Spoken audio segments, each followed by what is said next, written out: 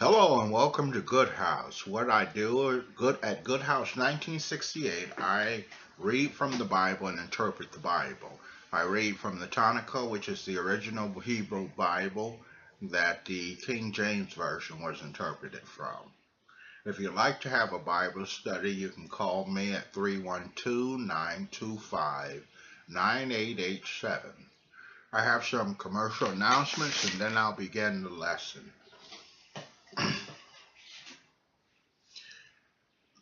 If you're looking to go to school, Pete's Academy Learning Care Group, you can give them a call at Pete Academy Learning Care Group, 877-915-6850. Looking for a phone for your business? Call Range Central, 877-590-6374. Looking to do some traveling? Call Skylux Travel at 855-394-1552.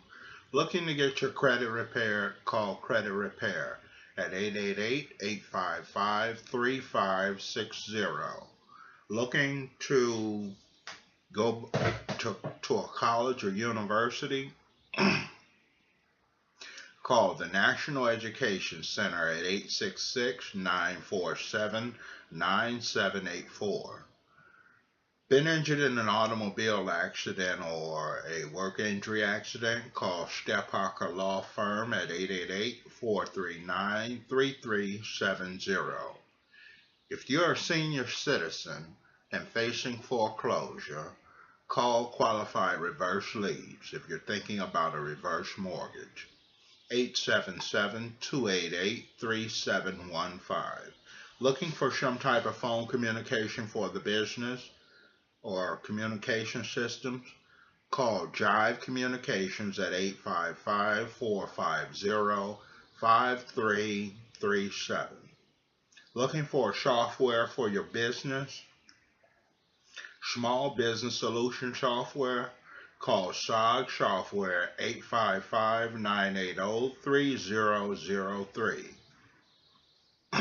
Looking for different products to market or sell? Call Sales Nexus at 855-781-1788. All right, now we'll go into our lesson.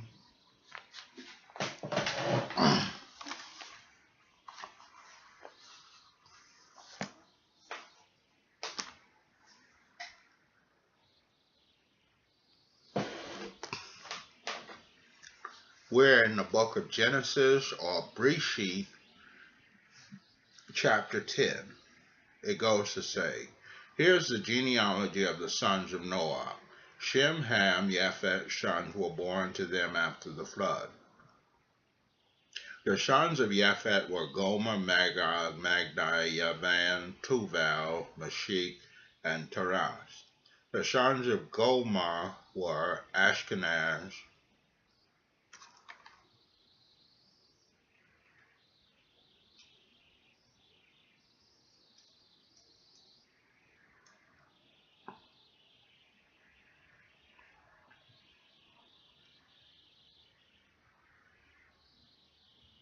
Riphat, Togarmah. The sons of Yavan were Elisha, Tarshish, Kittim, Dodanim. From these the islands of the nations were divided into their lands, each according to its language, according to their families and their nations. The sons of Ham were Cush, Mizraim, Put, and Canaan. The sons of Cush were Shiva, Havilah, Shavta, Ramah, Shavka. The sons of Ramah were Shiva, Dedan. Cush fathered Nimrod, who was the first powerful ruler on earth. He was a mighty hunter before good. This is why people say, like Nimrod, a mighty hunter before good. His kingdom began with Babel, Iraq, Akkad, and Calneh in the land of Shinar. Asher went out from that land and built Nineveh, the city of Rokevah, Calah, and region between Nineveh and Calah. This one is the great city. Mizraim fathered Ludum, the Anim, the Lavam, the Naphtuchim, the Petrusium, the Kalashim, from whom came the Philistine, and the Caphtorim. Kenan fathered to Zidon his firstborn Heth, the Yushabai, the Amori, the Girgashai, the Hivi, the Archi, the Sinai, the Arvadai, the Tishmarai, and the Hamatai. Afterwards, the families of Kenani were dispersed. The border of Kenani was from Tzidon as you go toward Gera, to Asha as you go toward Sidon, Amorah, Admah, and Tizvoim, to Lisha.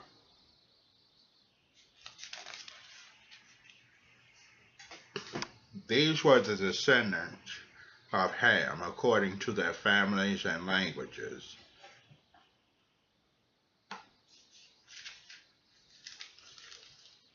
In their lands and in their nations. Children were also born to Shem, ancestor of all the descendants of Evar, and older brother of Japhet. The sons of Shem were Elam, Asher, Arpachshad, Lud, and Aram. The sons of Aram were Yutz, Hul, Gittah, and Mash. Arpachshad fathered Shalach, and Shalach fathered Ever. To Ever were born 2 sons. One was given the name Peleg, division, because during his lifetime the earth was divided. His brother's name was Yoktan. Yoktan fathered Almodad, Shalaf, Hatshar, Mavat, Yarak, Hadaram, Uzel, Dikla, Ovel, Avimiel, Shiva. Ophir, Havilah, and Yovel, all these were the sons of Yoktan. Their territory stretched from Mishar as you go toward Shafar to the mountain in the east. These were the descendants of Shem according to their families and languages in their lands and in their nations. These were the families of the sons of Noach according to their generation and their generation. From these the nations of the earth were divided up after the flood. The whole earth used the same language, the same words. It came about as they traveled from the east, they found a plain in the land of Shinar and lived there. They said to one another, "Come, let make bricks and bake them in the fire." So they had bricks for building stone and clay for mortar.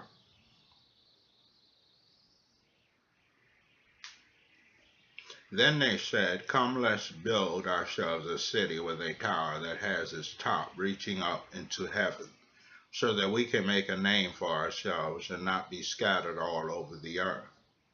So here they're trying to defy God's command, be fruitful and multiply and subdue the earth and fill it.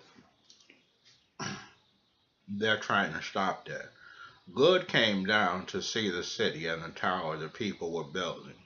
God said, "Look, the people are united. They all have a single language, and see what they're starting to do.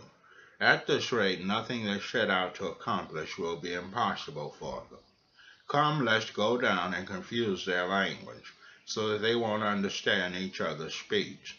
So from there, God scattered them all over the earth and stopped the building the city. For this reason it is called Babel, confusion, because there God confused the language of the whole earth, and from there God scattered them all over the earth. Here is the genealogy of Shem. Shem was 100 years old when he fathered Arpachshad, 2 years after the flood. After Arpachshad was born, Shem lived another 500 years and had sons and daughters. Arpachshad lived 35 years and fathered Shelach. After Shelach was born, Arpachshad lived another 403 years and had sons and daughters. Shelach lived 30 years and fathered Ever. After Ever was born, Shelach lived another 403 years and had sons and daughters. Ever lived 34 years and fathered Peleg. After Peleg was born, Ever lived another 430 years and had sons and daughters. Peleg lived 30 years and fathered Ruah. After Ruah was born, Peleg lived another 209 years and had sons and daughters.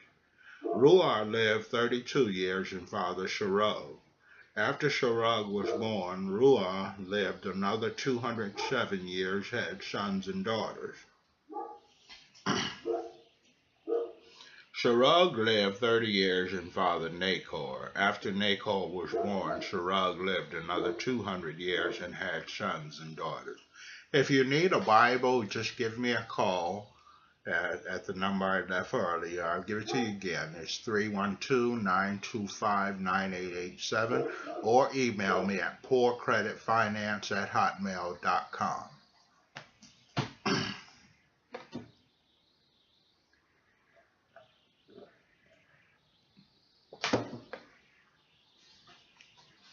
Nachor lived 29 years and fathered Terah.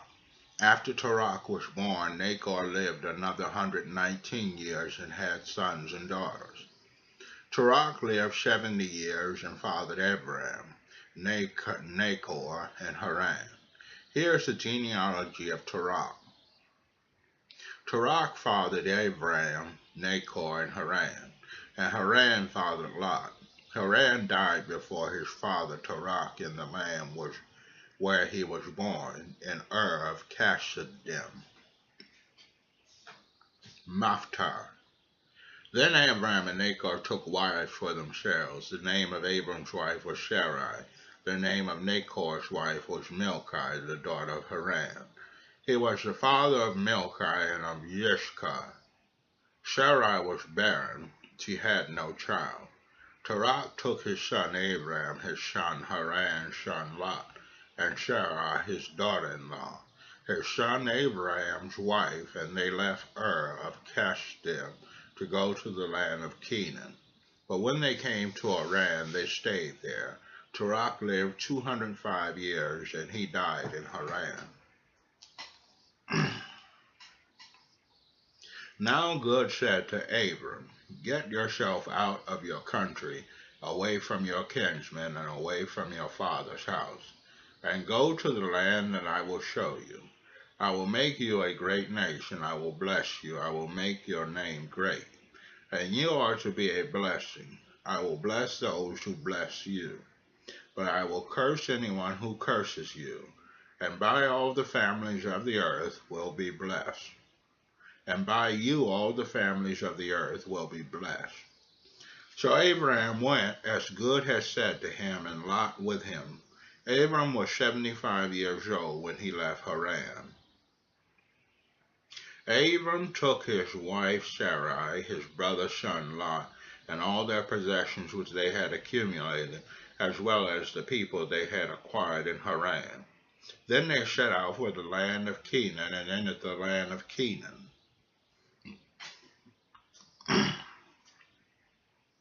Abram passed through the land to the place called Shechem, to the oak of Moreh. The Canaanites were then in the land. God appeared to Abram and said, "To your descendants I will give this land." So he built an altar there to God, who had appeared to him. He left that place, went to the hill east of Beit-El, and pitched his tent. With Beit-El to the west and Ai to the east, he built an altar there and called on the name of God. Then Abram traveled on, continuing toward the Negev. But there was a famine in the land, so Abram went down into Egypt to stay there, because the famine in the land was severe.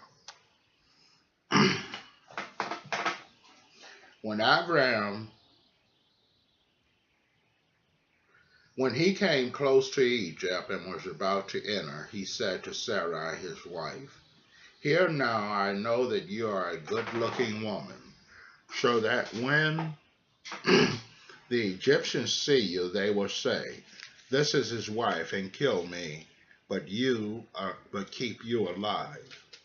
Please say that you are my sister, so that it will go well with me for your sake, and so that I will stay alive because of you.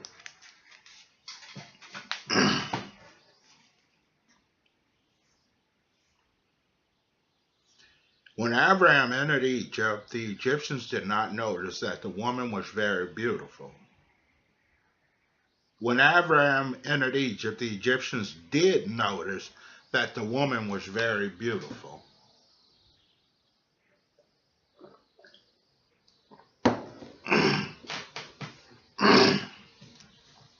So far, we've covered here that Avram has started speaking with good. He's seen good.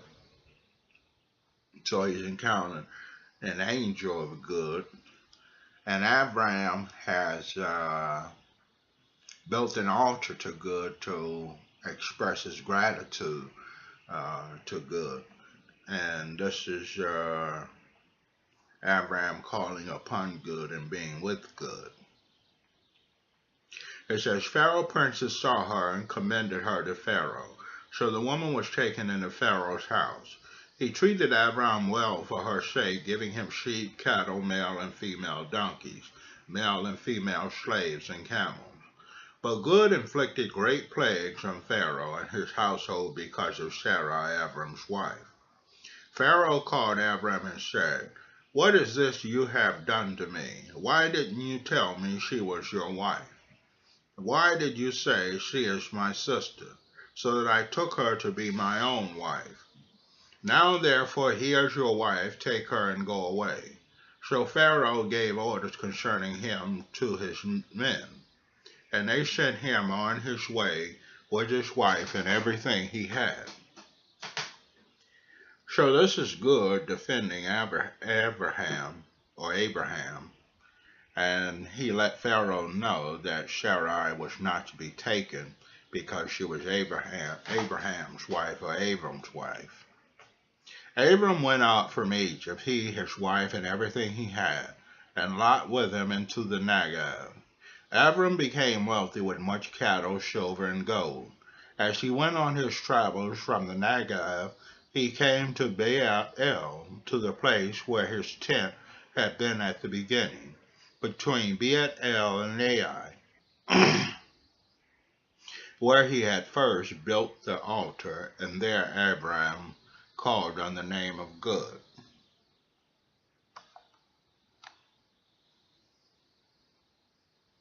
Lot was traveling with Abram, also had flocks, herds, and tents.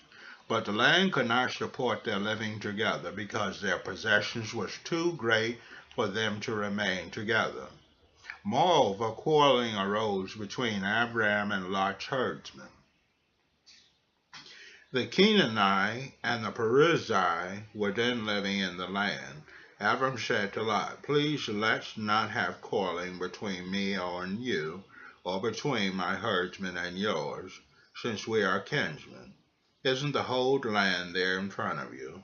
Please separate yourself from me. If you go to the left, I will go to the right. If you go to the right, I will go to the left. Lot looked up and saw the whole plan of the garden was well watered everywhere, before good destroyed Sodom and Gomorrah, like the garden of good, like the land of Egypt in the direction of Tizor. So Lot chose all the plain of the garden for himself, and Lot traveled eastward. Thus they separated themselves from each other. Abram lived in the land of Canaan and lived in the cities of the plain, setting up his tent near Sodom, or Sodom and Gomorrah. Now the men of Sodom were evil, committing great sins against good. Good said to Abram, after Lot had moved away from him, Look all around you from where you are. To the north, the south, the east, and the west, all the land you see I will give to you and your descendants forever. And I will make your descendants as numerous as the specks of the dust on the earth, so that if a person can count the specks of dust on the earth, then your descendants can be counted. Get up, walk through the length and breadth of the land, because I will give it to you. Abram moved his tent and came to live by the oaks of Mamre, which are in Hebron. There he built an altar to Good.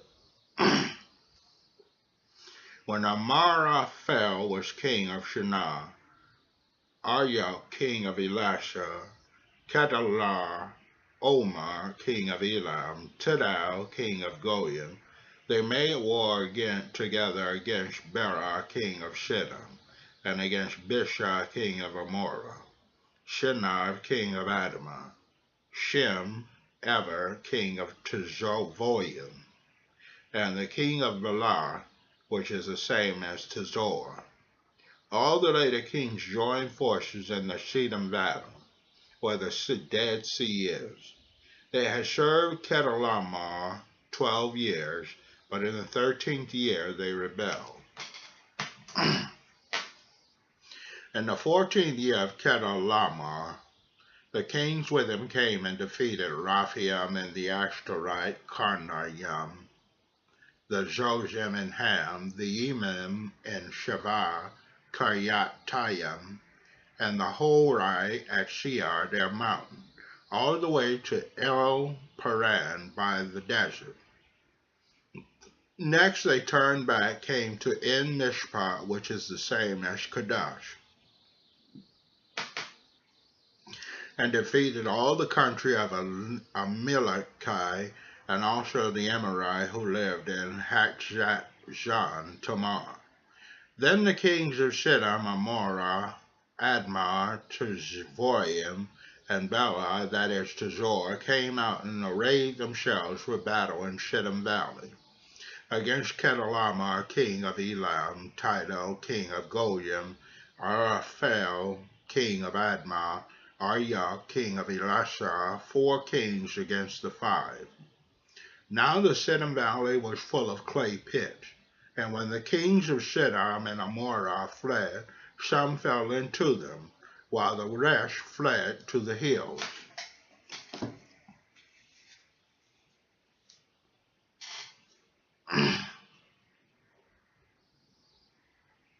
The victors took all the possessions of Shittim and Amorah, and all their food supplied. Then they left. But as they left, they took Lot, Avram's brother, and his possessions, since he was living in Shittim. Someone who had escaped came and told Avram the Hebrew, who was living by the oaks of Mamre the Emorite, brother of Eshcol and brother of Anah, all of them allies of Avram. When Avram heard that his nephew had been taken captive, he led out his trained men who had been born in his house, 318 of them, and went in pursuit as far as Dan. During the night he and his servants divided his forces against them, then attacked and pursued them all the way to Hava, north of Damascus.